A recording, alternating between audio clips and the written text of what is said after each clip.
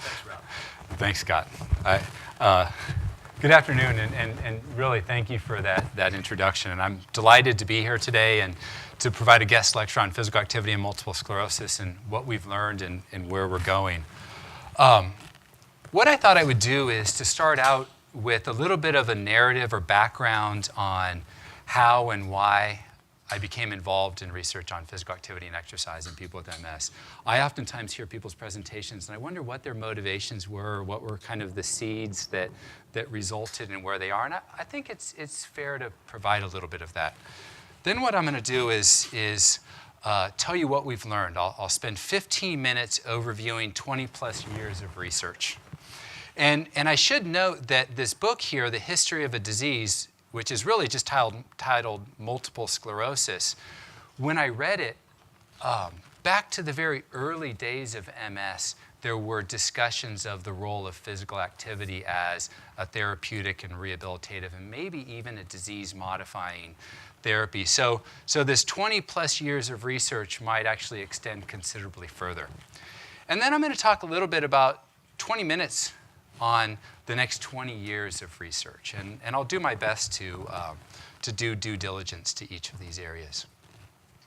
So the first question I always get asked is, why do you do research on multiple sclerosis? And the first thing I tell people is I don't have any family connection to multiple sclerosis. I actually don't even have any friends, per se, who have multiple sclerosis. Multiple sclerosis is nothing that has directly impacted my life from a social or familial perspective. So I always have to kind of figure this out on my own. How do I figure out how I got to where I am today? And so there are maybe some initial seeds in my academic and professional background. I started my academic background at San Diego State University, where I was a psychology, nutrition, business, exercise science, political science, sociology major, all at different points in time. And towards the end of my time at San Diego State, I became very good friends with a gentleman by the name of Jim Burke, who worked with a gentleman by the name of Peter Ossesser. And they ran the Physical Activity and Disability Clinic at San Diego State. And I spent lots of hours in there observing what was going on. I was never a fundamental part of it. I was never involved in it, but I just observed. And I observed because I was interested in exercise and physical activity as a professional cyclist at the time, and what they were doing in individuals who were just trying to improve their quality of life. From San Diego State, I moved to the University of Wyoming. And there's nothing remarkable about physical activity or exercise and disability at the University of Wyoming. What was remarkable is in my second year there, a gentleman by the name of Jimmy Huga showed up on campus. And Jimmy Huga was an Olympic downhill ski racer. And in the middle of his career, he was diagnosed with multiple sclerosis. And he went on to found the Jimmy Huga Center for Multiple Sclerosis that was in the Colorado Rockies. And he spoke with us at length about the benefits of exercise and physical activity in individuals with multiple sclerosis. I still didn't learn. From there, I actually took a side encounter to the University of Utah, where I was pursuing my doctorate in exercise physiology.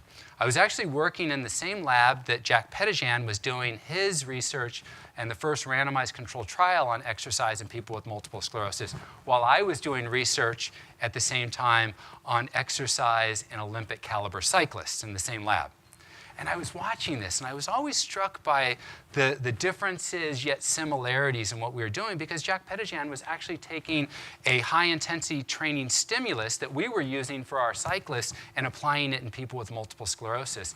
And there was a lot of fear that he was going to do more damage than good. I was at Utah for 2 years. I had done my comprehensive exams. I had proposed my dissertation topic, and I decided that exercise physiology in elite cyclists was not my cup of tea. And I left to the University of Georgia. And at Georgia, I think Scott can provide testament to this. There wasn't anything going on at Georgia in the area of multiple sclerosis. And in fact, I was doing research in neuroscience examining the effects of exercise on spinal reflexes and also doing large interventional trials on physical activity in adolescent black and white girls in South Carolina. I was not doing research whatsoever relative to anybody with a chronic disabling disease condition, but I did get to observe what was happening in Gary Dudley's lab at the time, where Scott was. When I graduated, I went to the University of Illinois.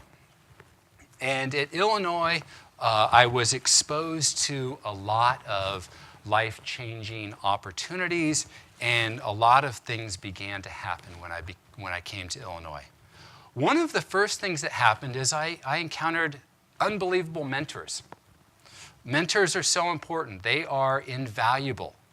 And we all have mentors who've helped us turn the corner and determine how to define our careers. And from that, we have to be mentors at some point in time and fulfill that obligation that they instilled in us.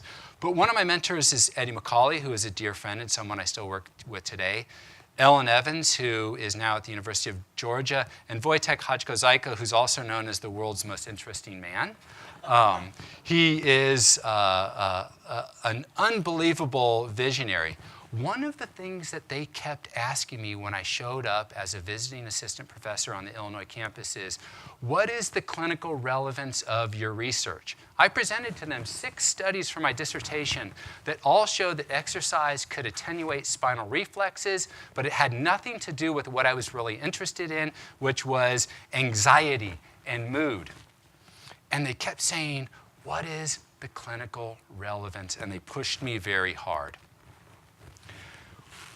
I also made a decision when I went to Illinois that my life was about making a difference.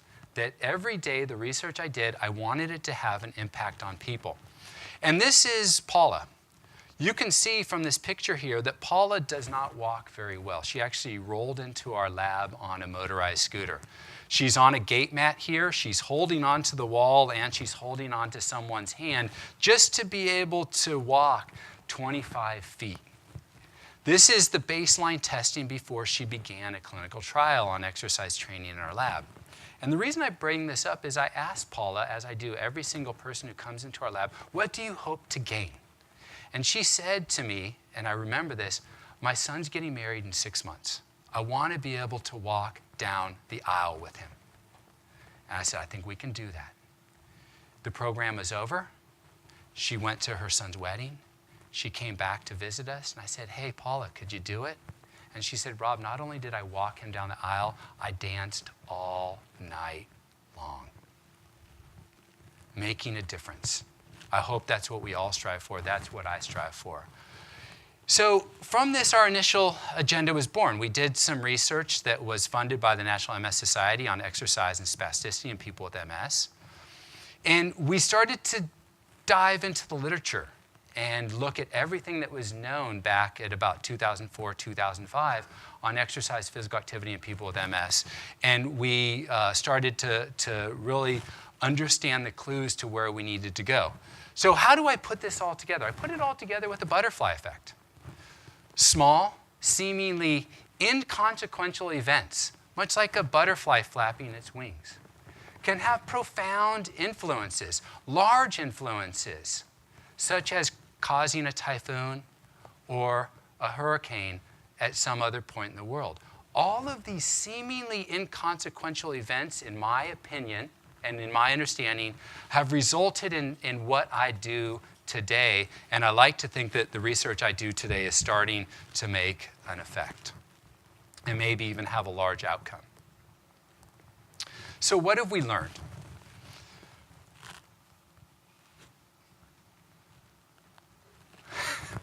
Not how to turn off the lights.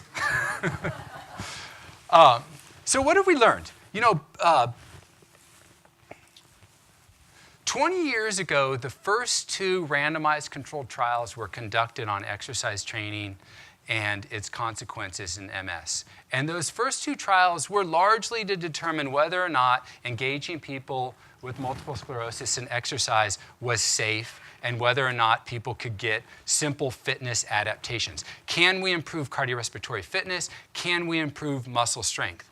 And maybe there might even be secondary benefits. Well, we've learned a lot over the last 20 years, and this slide, I've tried to communicate what we've learned.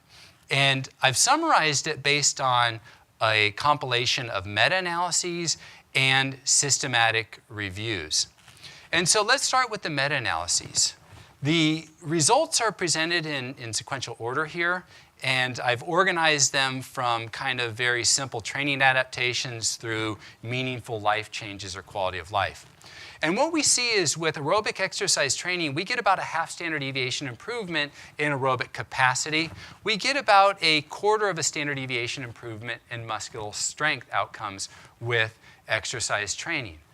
The magnitude of change that we get is very comparable with what we see in the general population. So what these data suggest to us is that individuals with MS are able to engage in an appropriate enough amount of exercise that they get the suspected fitness adaptations that we would hope for. There are a lot of moving parts there.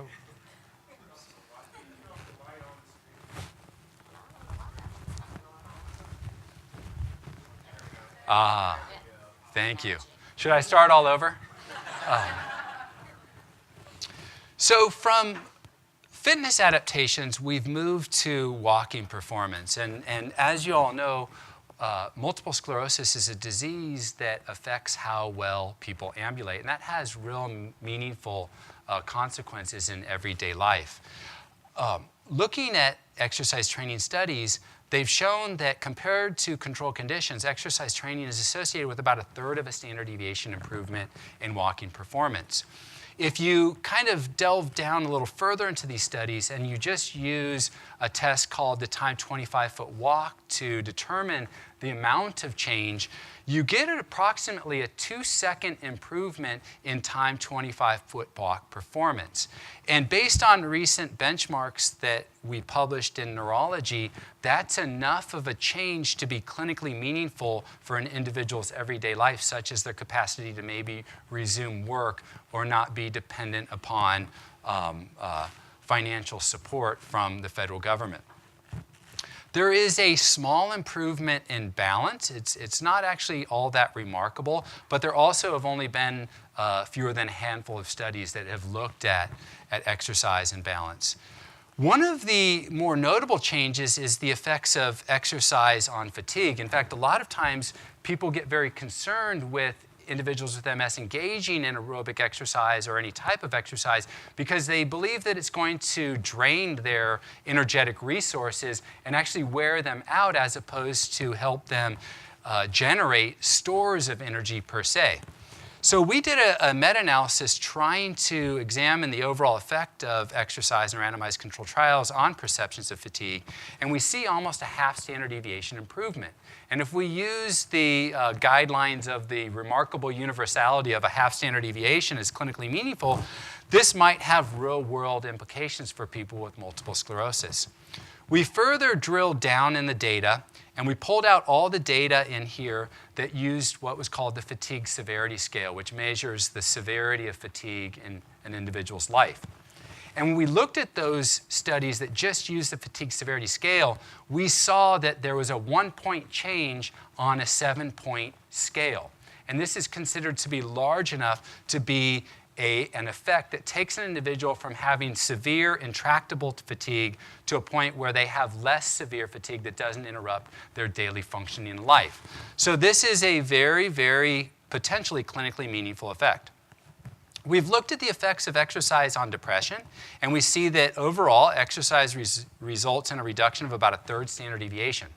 Now, one of the things that we looked at very specifically, because these studies permitted an examination further, was whether or not the individuals met physical activity guidelines in these studies. So some of the studies, the exercise prescription was not large enough to satisfy the current physical activity guidelines, whereas the other half of the studies, it was larger than the current physical activity guidelines.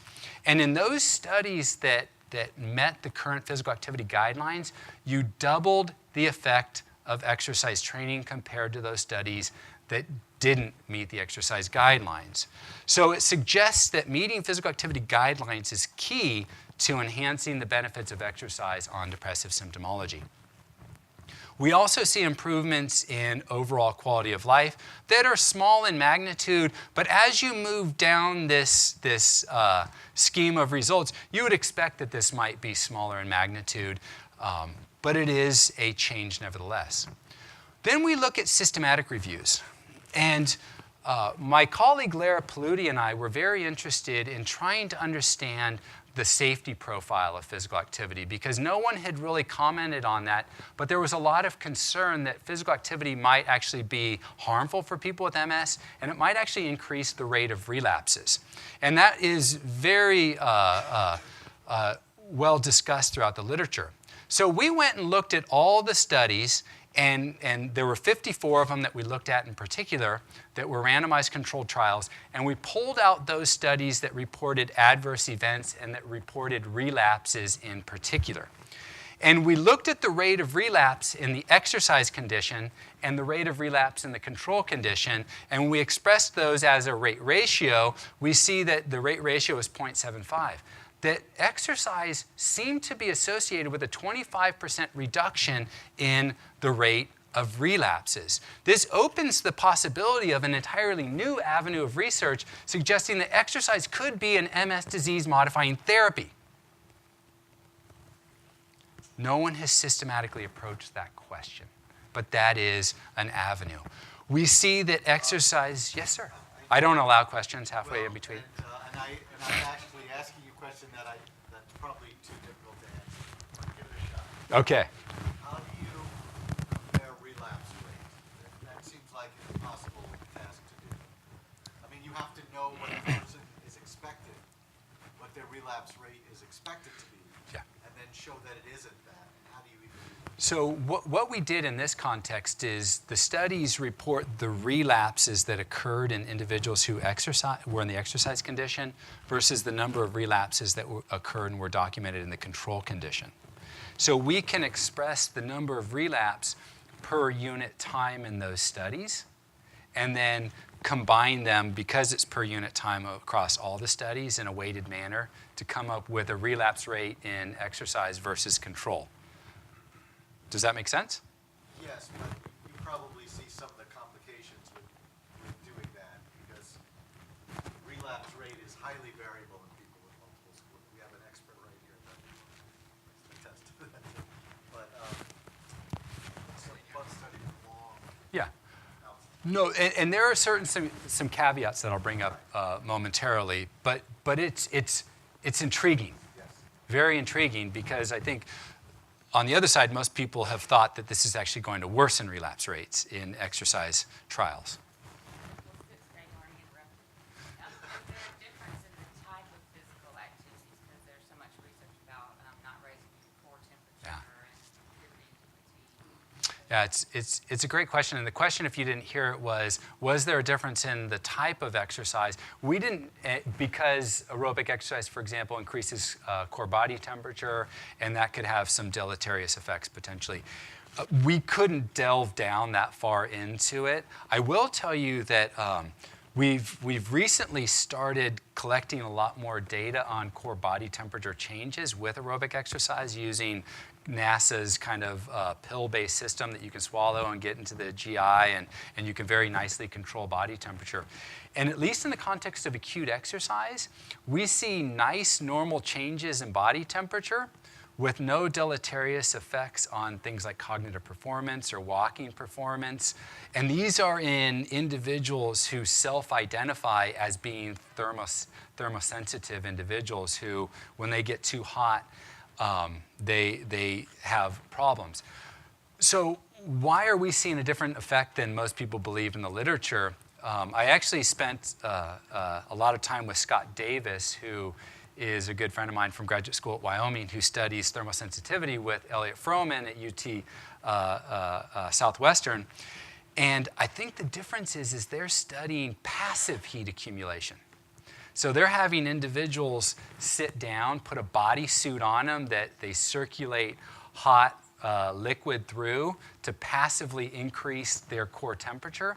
And that's very different than an active.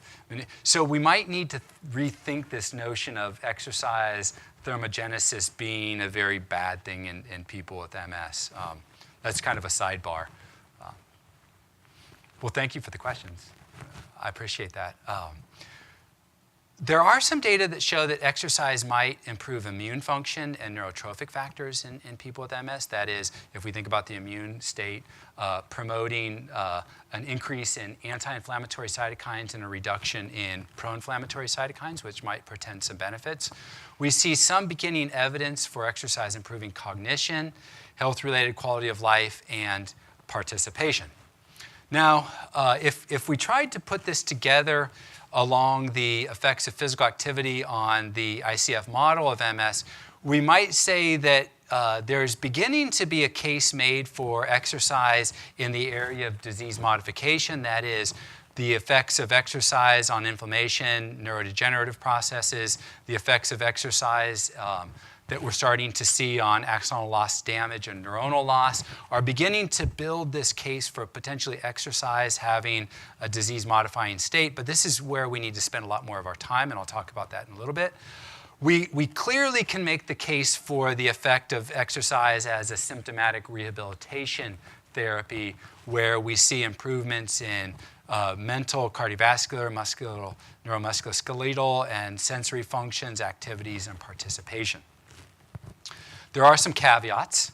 The majority of this research is done on individuals with relapsing remitting multiple sclerosis. Now, that is the most common form of the disease, but we know very little about the effects in progressive courses of MS, and I know that Gary Cutter is involved in some efforts to look at exercise in progressive MS.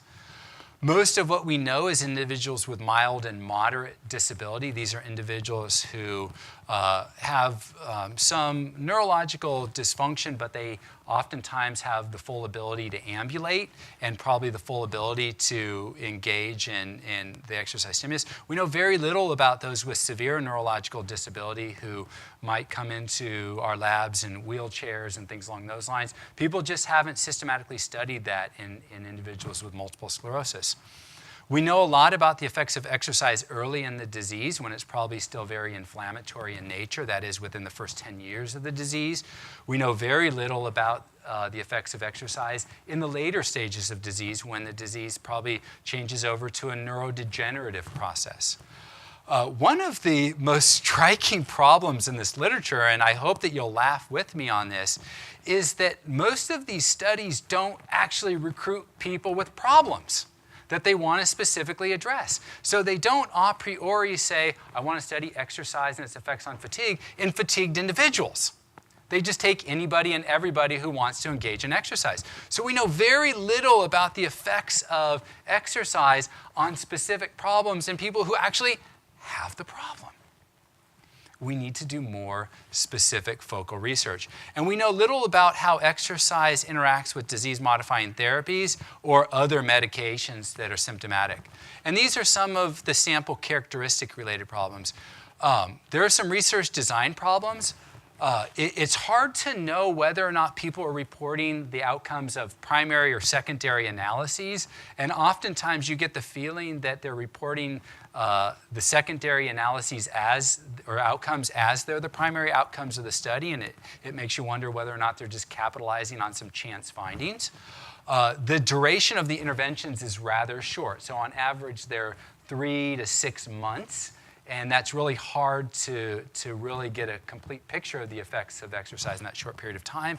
And there are fewer, if any, follow-ups of these trials.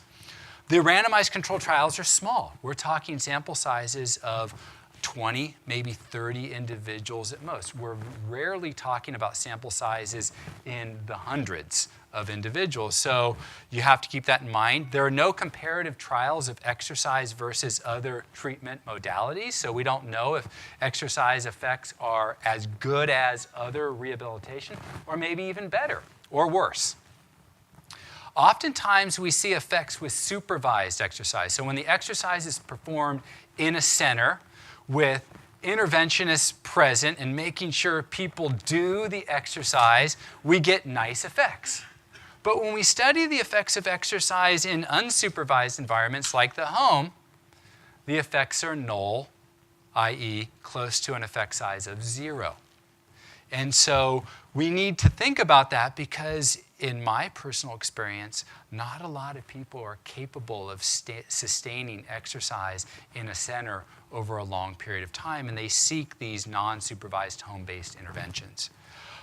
And some of the really interesting findings are based on cross-sectional and prospective observations, and I'll share some of these shortly, but an example would be recent data showing that cardiorespiratory fitness or levels of moderate to vigorous physical activity are related to the integrity and the structure of the central nervous system based on MRI or optical coherence tomography metrics. But these haven't been systematically studied in randomized controlled trials, so it's possible that there is some reverse causality going on in these promising data. So there is a huge problem. Exercise might have benefits, but we have this problem of poor uptake. This is one of the first papers that we published on physical activity and multiple sclerosis, and it was a meta-analysis looking at levels of physical activity in people with MS compared to the general population as well as compared to individuals who had other chronic diseases. And what we found is that overall, in individuals with MS, there was about a 0.6 standard deviation reduction in physical activity compared to the combined population. When we compared individuals with MS against just healthy controls, that effect size jumped to 1 standard deviation. And that is very concerning when you think about the level of physical activity in the general population. That is, 60% of the general population is inactive, and people with MS are substantially less physically active. So we have a problem on our hands. Now, one of the things that we noticed in here is that the measures oftentimes were questionable in nature of physical activity. For example, they applied measures of physical activity with unknown psychometric properties, i.e. validity or reliability. And some of these measures included items that related to disability as much as they related to physical activity. So it really made clear conclusions difficult. So over the last few years, we've been working very hard to calibrate and validate physical activity measures, particularly using objective accelerometry to the extent that we really want to call accelerometry objective. We can get into that debate later on. But one of the things that we noticed early on is that the interpretation of an accelerometer count for physical activity is not the same in people with multiple sclerosis as it is in the general population.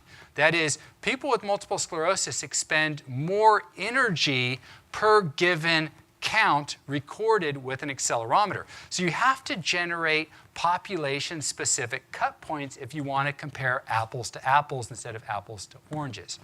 And that's what we did. And after we did that, we went back and reprocessed every bit of physical activity data we had on accelerometers. And we wanted to determine the rates of moderate to vigorous physical activity in people with multiple sclerosis versus the general population using what we believe are the best possible tools to measure that. So we had 800 data files, independent data files of people with multiple sclerosis and 150 control participants. When we compared people with multiple sclerosis versus those who didn't have multiple sclerosis, you see that the physical activity levels were generally cut in half. When we look at comparing this to rates of physical activity guidelines, fewer than 20% of people with multiple sclerosis are meeting physical activity guidelines for moderate to vigorous physical activity, compared to roughly 40% of controls. When we looked at effect modifiers, we see that we have these two groups here, cane users and rollator users, who are showing and demonstrating the lowest levels of moderate to vigorous physical activity. And these are the individuals who probably need our greatest attention for physical activity interventions. The other nice thing that we notice is that there's a difference in physical activity between employed and unemployed individuals, suggesting the importance of maintaining employment in MS for a number of different reasons, but one of those might just be that being employed helps you to move more and accumulate physical activity behavior. So from there, we've begun to think about promotion. We know there are lots of benefits. We know that people with MS are physically inactive in general, and we need to start trying to figure out how to address this problem. So one of the things that we did is we developed physical activity guidelines. This was based on a collaborative project with Amy Latimer, Audrey Hicks, and Kathleen Martin-Guinness at McMaster and Queen's University in Canada. And we got together in a room for 3 days and battled. It was almost like, if you remember Yo MTV Raps many years ago, where they would stand up and they would battle. And we would literally get up and battle one another over our views of what the literature meant. And it was a great experience. You had to throw your ego out the door and get ready to defend the literature and what you were interpreting. At the end of that 3 days, we came up with what we believe are evidence-based physical activity guidelines for people with MS. And you can find these on the literature. They're actually called the Canadian Physical Activity Guidelines. That was a poor choice, but nevertheless, that's what they're called. And the guidelines suggest 2 days of aerobic activity per week and 2 days of strength training activity per week. They suggest that there should be a gradual progression over time, such that the aerobic exercise, you get up to 30 minutes of aerobic exercise at a minimum, that you get up to 2 sets of 10 to 15 repetitions of each exercise for resistance training. We suggest that these be moderate intensity. So for example, you could use the moderate intensity breathing rule. When you're walking, you should not be able to hold on a very prolonged conversation.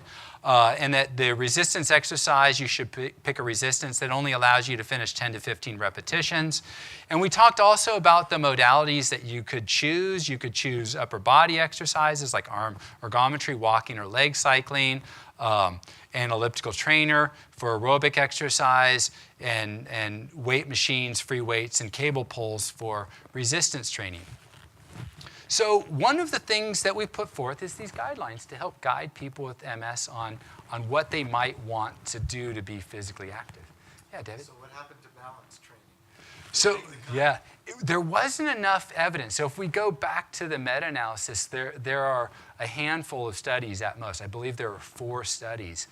It's really an area that requires focal research because it's a huge issue in MS, imbalance and postural control, and people aren't systematically addressing it. And so it's something that needs to be addressed. And if there wasn't evidence for it, we couldn't include it in the guidelines. Those were their rules. The other thing that we've been doing, and Victor noted to me how unique this is relative to a lot of the other research out there, is every exercise trial that we do, we try to integrate behavioral strategies into the exercise or the physical activity program.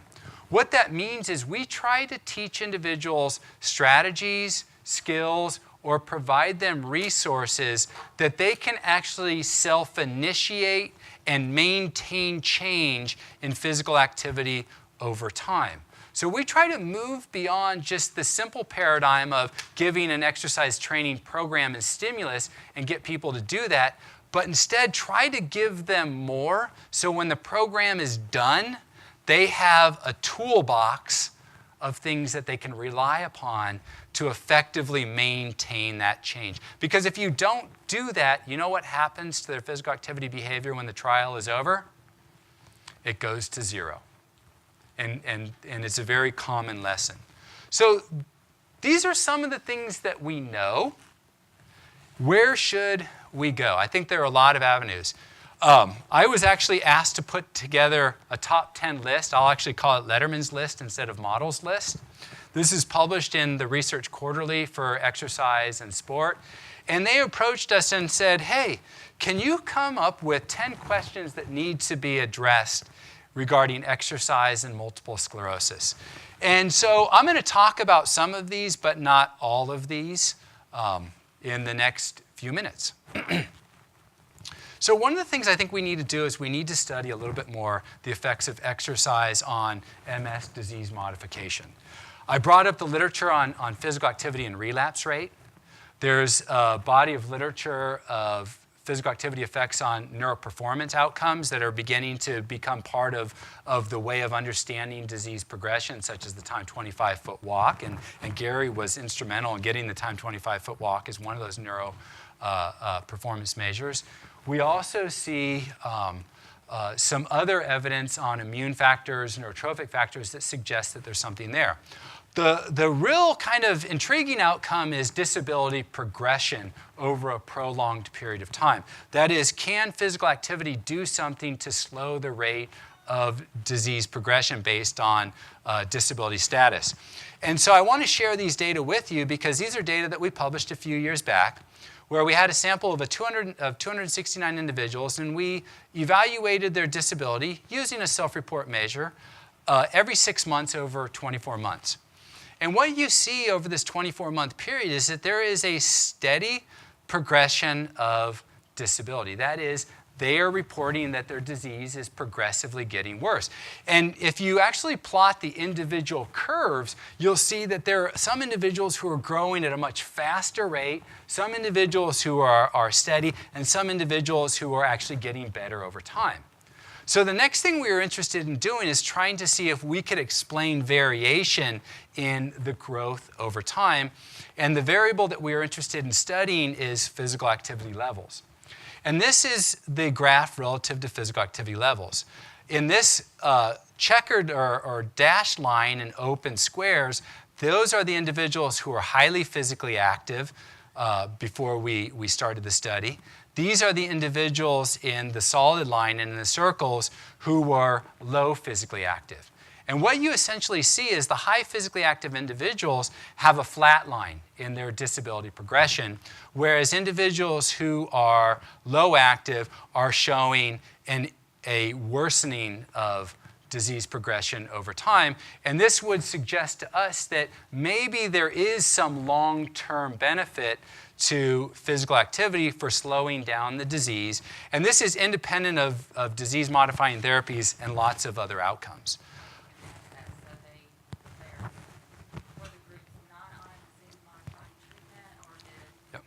So it's an observational study. So some individuals were on disease-modifying therapies and some individuals weren't. And we collected that information from their neurologist. So we had a real record of it, not what they were telling us. And we also, over this period of time, we collected data on the occurrence of a relapse and things along those lines. We don't have enough relapses to study how physical activity affected that. But we controlled for all of those possible extraneous influences that would explain disability progression that we had data on over and beyond physical activity. That's a good question. Thank you. So another thing I think is very important to do is to think about exercise in a comparative effectiveness type model. So I'm sure you are all familiar with this paper by John Ioannidis looking at exercise and drug interventions on mortality outcomes. And one of the conclusions that they make is exercise interventions should therefore be considered as a viable alternative to or alongside drug therapy for reducing the rate of mortality. And this is based on a large meta-epidemiological evaluation.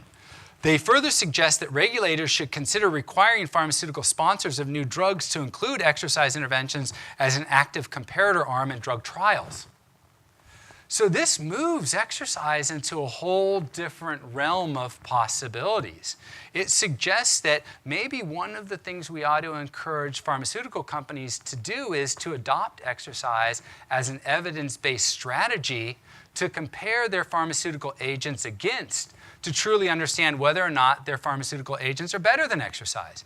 At the same time, it'll probably allow us to understand the effects of exercise on disease modification. So if we can partner with drug companies, I think we can gather lots of data fairly inexpensively on this outcome and position exercise in a whole new realm.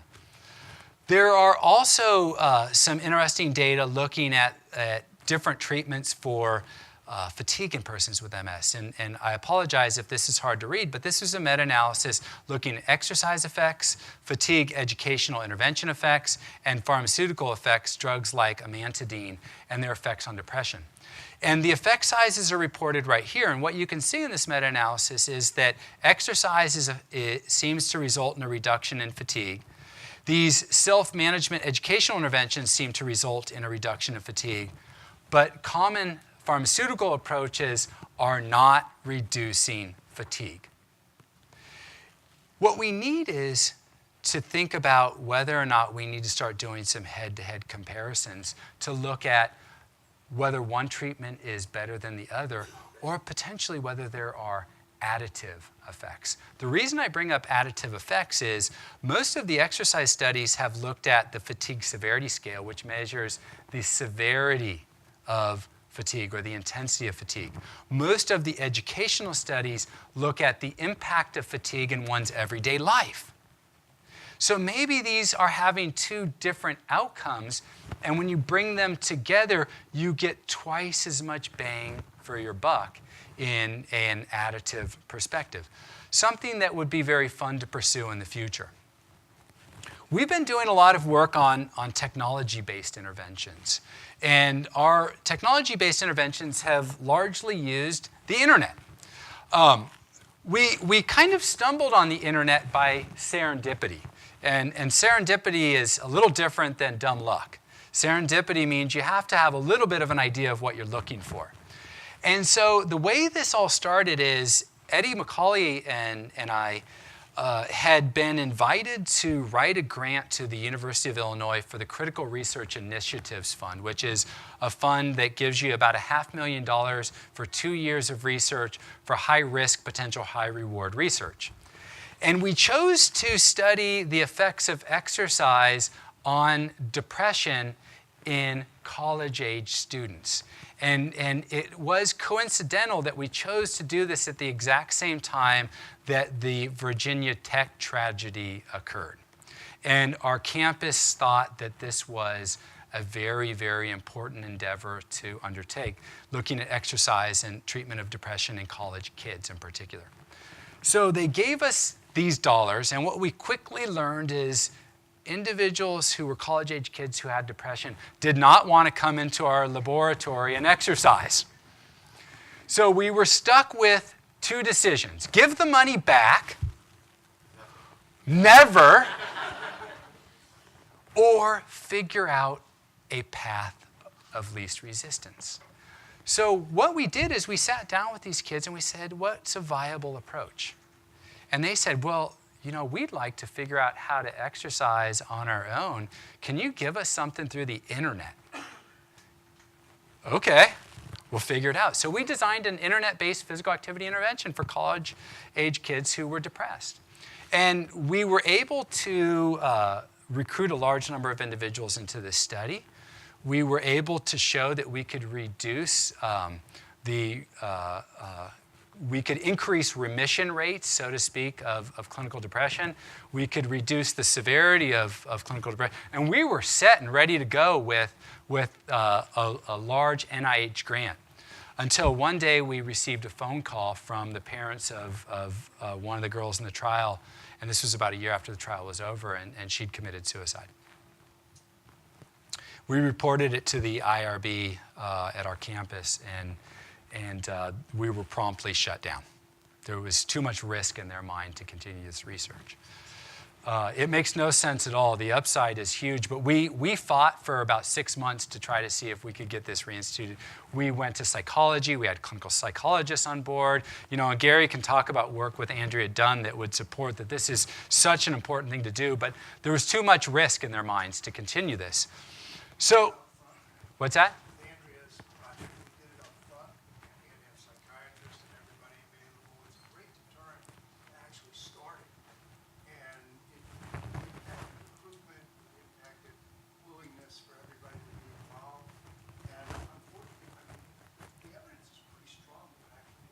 Absolutely. Then you have to change gears. So what we decided to do was change gears into people with multiple sclerosis.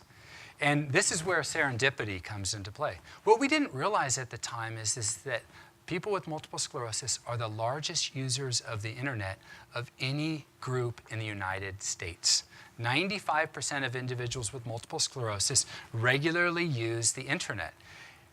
What are they looking for? Well, 80% of those individuals are looking for interventions or materials on health promotion. So this just turned out to be dumb luck in many regards, but I'll call it serendipity. This is our first wave of the internet intervention titled Infamous. Always have to have good acronyms, right? Internet Physical Activity Intervention in Multiple Sclerosis, and here it is right here. Our intervention is designed around social cognitive theory, and it's designed around increasing lifestyle physical activity behavior. I'll note a couple of important points. Some of the things that we have on the website are voices. Voices are nothing more than a series of pictures of individuals and changing scenery with a backdrop of an interview where we talk to them about multiple sclerosis, how it's impacted them, how it impacted their physical activity, how they've changed their physical activity behavior, and how that's in turn changed their multiple sclerosis. These are a very powerful source of social modeling. That is, if someone is entering into this intervention, they watch these videos, they make a connection. They say, here is someone just like me with multiple sclerosis. It's affected them in much the same way, but there's one difference. They've changed their physical activity. It's made life-changing benefits. So can I. If they can do it, so can I. A fundamental source of social cognitive theory. We focus on self-monitoring and goal setting. We develop programs that are called Goal Tracker, things along those lines that are very simple programs where individuals self-monitor their steps on a daily basis with a simple spring-loaded YAM-X pedometer. They put this into the program. They track how they're doing. They set goals. That's part of the program. We have social interactions through forums and chat rooms where these individuals could come on board and interact with one another. It actually is a model chat room of schizophrenia in the sense that there are so many conversations going on, you don't know which one is yours or someone else's, and there are lots of voices in your head. We have modules which actually teach information. These are based on social cognitive theory. They include videos, PDFs, and homework assignments and things along those lines. This was funded by a grant from the National MS Society. We've done 4 randomized controlled trials showing that we can increase physical activity behavior. And most recently, we've shown that we can not only increase physical activity behavior, but we can improve cognition, we can improve walking, we can improve fatigue, we can improve depression.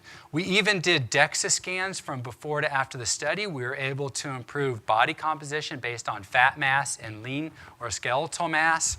The intervention seems to be working to not only increase physical activity, but to impact outcomes. From this, we have morphed into PAMS, another acronym, Behavioral Intervention for Physical Activity in MS. We've changed our intervention quite a bit. You can see some of the things look very similar in that we have our voices, update of the week, tip of the week. We've added news and events and things along those lines. But the modules and the material and the way we present the material has changed profoundly.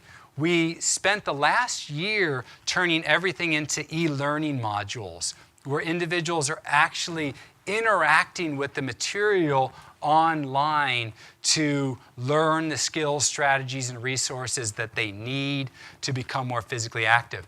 The second thing you'll notice is that the chat room is gone.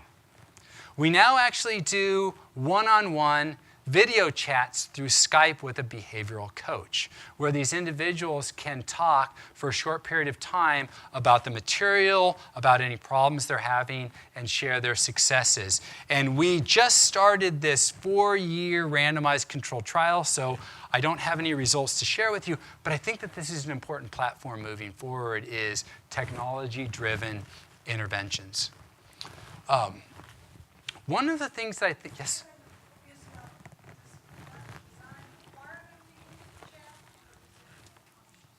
It's optional. Everything is optional in research, right?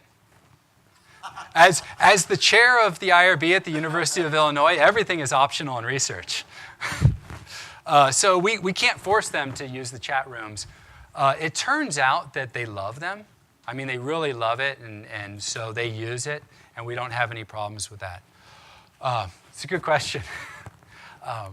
One of the things that we've been looking at very recently is this revolutionary idea of going to the patients themselves and asking them what they want and what they need for physical activity behavior change. Sounds so earth-shattering, doesn't it? But people haven't done it. And so what we did is we started this study called VIEWS, where we went to the patients and we interviewed 50 of them in a qualitative research study, which I understand is quite large and ambitious, but nevertheless done. We stratified them on level of disability status, mild, moderate, and levels of physical activity, and we interviewed them and found out some very important information. These individuals want exercise promotion from healthcare providers. They don't want it from me as an exercise scientist or kinesiologist. They want it from the providers, and you know the provider that they want it from is the neurologist. 95% of them told us we want this information on exercise promotion from neurologists. They fortunately told us what they want. They want information on knowledge about what the benefits of physical activity and exercise are. They want information or materials on how to be physically active, and they want behavioral strategies. Then they told us specifically what they want relative to equipment and facilities, and then they told us how they expect to get it. That is, they want this in person. It could be paper or pencil delivery and or electronic delivery. So maybe not all of the onus has to be occurring in the one-on-one interaction with a neurologist, which is probably going to be very complicated. We've recently received a 3-year award to follow up on this. The first year of the award was to actually go to providers and ask them what they need to promote exercise and physical activity. And then to share this information and ask them whether or not they can satisfy the needs of the patients for their interests. We're in the middle of analyzing those data right now, so I can't give you the results. The next stage is to create a conceptual model that dictates or describes the patient-provider interaction, where we'll seek input. And then we're going to create a toolkit. The toolkit is supposed to be something very simple that any provider can deliver based on the information we're gathering and this conceptual model to change physical activity behavior in people with multiple sclerosis. We've been doing a lot of research on home-based interventions. This is a study using an Espresso Nuvo cycle ergometer. The beauty of this ergometer is it's actually a research-grade ergometer where you can very precisely monitor and set the work rate. And as you know, work rate is directly related to oxygen consumption, and so we can very precisely establish the work rate relative to a percentage of oxygen consumption so we can maximize adaptations. This device can control that. It also has a video game console, which allows for some fun and enjoyment while you're cycling. But the real beauty of this bike is it is a wireless device that allows data to be uploaded to a centralized server. And we can put this bike in people's houses and monitor precisely the exercise that they're doing, assuming that they're doing the exercise, not their significant other. Okay? You do have to make some assumptions in this world, right? And so my colleague Bo just called me up and said, Rob, we got to talk because our data are showing from the first non-supervised exercise stimulus that we're improving outcomes across the board. Fitness outcomes, the real outcomes that we were interested were in subclinical atherosclerosis, so looking at arterial stiffness and measures along those lines. Those are improving. We're seeing improvements in walking and cognition, and his comment was, we need to write an NIH grant for June, and I guess that's what the next month of my life will be doing. And that's okay. We are also doing other less expensive home-based interventions. You know, these bikes cost about $6,000 a piece, so they're not cheap. We've developed a program for delivery in the home that's a manualized program that involves resistance anaerobic training, and we just finished a feasibility study of this, and we got very, very positive feedback. And I think we need to do more of this, because this is where exercise is at least in people with MS, is where they want to do exercise behavior. I'm so disappointed that Jim bailed on me today. Invites me and then bails on me. So we need to study a little bit more about the effects of exercise and healthy aging in multiple sclerosis. One of the things that is occurring is, take pictures, send them all over the internet, is we're learning that the population of individuals with multiple sclerosis is aging.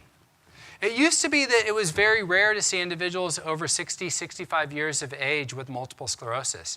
Now this group is the group that is most prevalent among the demographics of multiple sclerosis. They're really experiencing the intersection of aging with a chronic neurological condition. It has significant burden. That is, you have aging-related consequences and MS-related consequences co-occurring. And the disease-modifying therapies, there's a paper out there showing that they don't work in this group of individuals.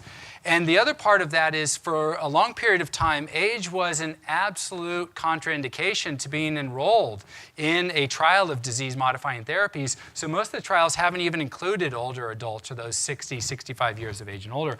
And so we've been interested in lifestyle, and we received a very positive evaluation of a center-based grant for our campus, where we're looking at developing what we call the HALT MS Research Center, the Healthy Aging Through Lifestyle MS Research Center for older adults.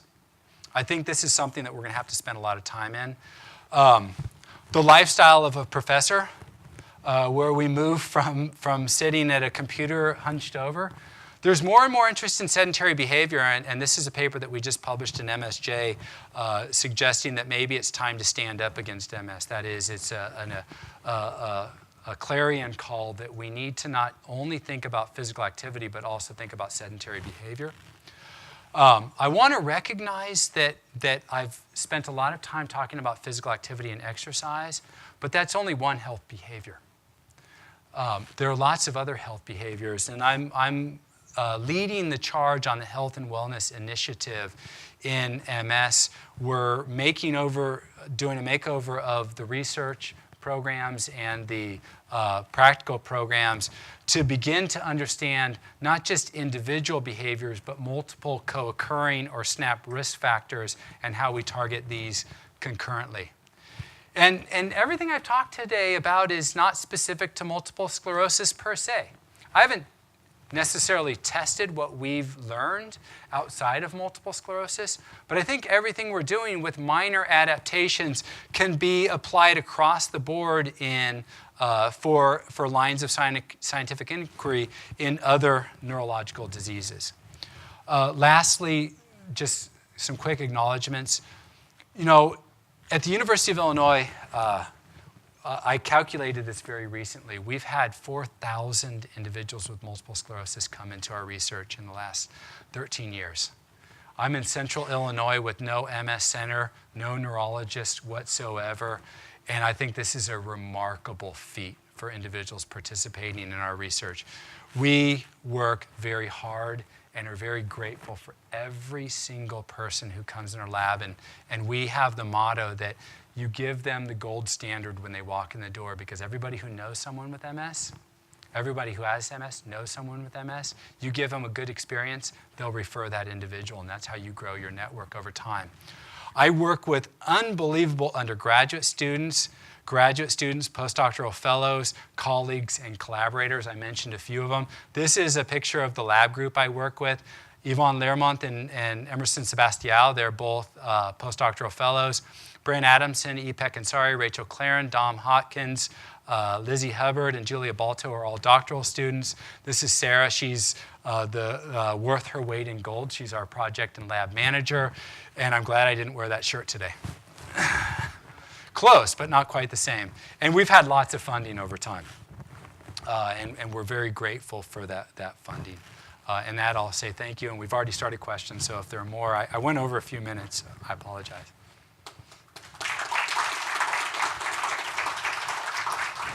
But as Scott will mention or know, my doctoral supervisor would show up for an hour-long presentation with 200 slides. So at least keeping it 30, I was pretty good. I'm breaking away from him. Yes, sir. Yeah, I have two questions. One, you talked about having a relationship between drug companies and like how they exercise and these certain drugs affect one another. Is it not possible then too that maybe certain drugs would improve or help improve in terms of like strength training versus Absolutely. cardio? So would there have to be kind of a specific to that? So I think there are a lot of different avenues you could get into in thinking about exercise and drugs and kind of thinking about comparative and combinatory type studies. But a classic example might be the drug Ampyra, which is considered to be the walking drug in MS. And you could imagine that Ampyra might actually improve someone's capacity to engage in exercise. It might improve the ability to activate muscles, generate more force, get better training adaptations, or improve their capacity to do work during something like cycloergometry or walking and things along those lines, and enhance the adaptations. It's something that we've been kind of going back and forth with the company to see if we can figure out how to do this. Yeah. So. And then two, have you looked at like the diets, like their individual diets and how maybe that affects exercise output? Yeah. Diet, I would imagine that would lead the exercise. Yeah, it's a great question. The question, if you didn't hear it, was how does diet interact with physical activity? I can't tell you right now. We haven't done that research. Most of the research when it comes to these health behaviors is very much in its isolation. It's looking at nutrition, not even thinking about physical activity, or looking at physical activity and not thinking about nutrition or mindfulness or stress management, or smoking cessation and not thinking about them individually. I will tell you that we have started a line of research on physical activity and smoking cessation to look at the independent and combined effects of two health behavior changes on outcomes in MS. And this is work that I'm doing with Joe Ciccolo at Columbia University in New York, based on his really interesting data on exercise and drug addiction. And in this case, exercise seems to be able to enhance cessation from addictive things like amphetamine addictions, things like that.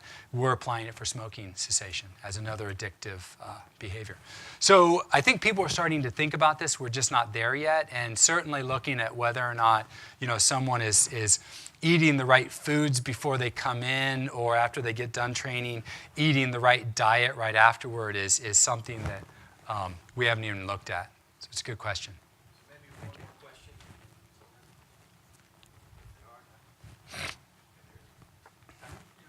So I think the idea of sort of like double dose between physical activity and exercise and medication is a really seems like a compelling one. I was just curious, when you compare the effect sizes of these different interventions, what were the control groups like? Were they similar? The reason I ask is that there is some recent literature coming out about placebo effects, Yeah. which would be more pronounced in maybe a pharmaceutical trial than an exercise trial. Yeah, no, that's a very fair question. The question, if you didn't hear it, was in the meta-analysis that looked at exercise versus education versus drug, and they're looking at each of those individually, is the comparison condition a fair comparison? And certainly, I'm not aware of any placebo for exercise at this point in time. And so it really is a complicated question. With the fatigue management and education, I think you could create something akin to a sham condition. I will tell you that I think we've kind of come close to maybe figuring out a little bit of a placebo in one of our small pilot studies that we just started up on FES cycling in people with MS, and looking at its effects on fatigue. And I don't dare get into that because I want to protect that idea a little bit. But I think that we've created a very clever condition that could account for those expectancy effects with therapy, and fatigue is certainly a primary outcome in that study. Thank you. Thank you.